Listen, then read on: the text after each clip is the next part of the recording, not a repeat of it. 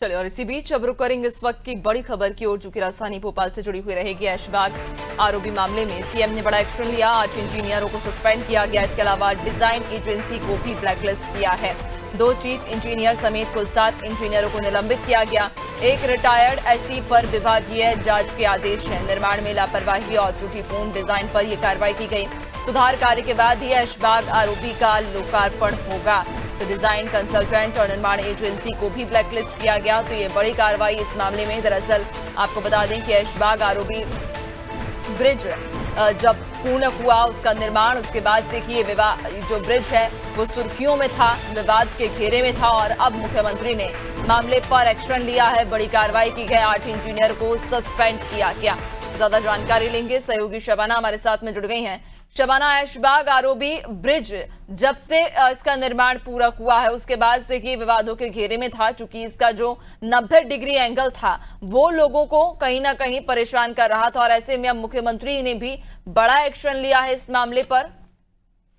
देखिए, बिल्कुल जिस तरीके से राजधानी भोपाल का ऐशबाग आरओबी मामले में लगातार आप देखेंगे, चाहे सोशल मीडिया हो या तमाम भोपाल के लोग, लगातार ब्रिज के बारे में ही चर्चा होती थी। जिस तरीके से 90 डिग्री का ब्रिज बनाया गया था, टर्निंग पॉइंट की जगह उसको जो आप देखेंगे एक्सीडेंट पॉइंट बताया जा रहा था। लगातार इसको लेकर विवाद जो है वो गर्माता जा रहा था। जांच के लिए टीम बनाई गई थी।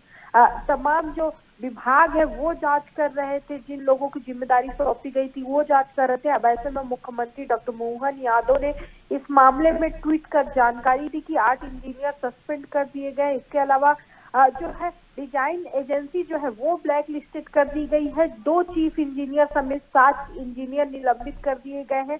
एक रिटायर्ड एसई पर विभागीय जांच जो है वो बैठाई गई है।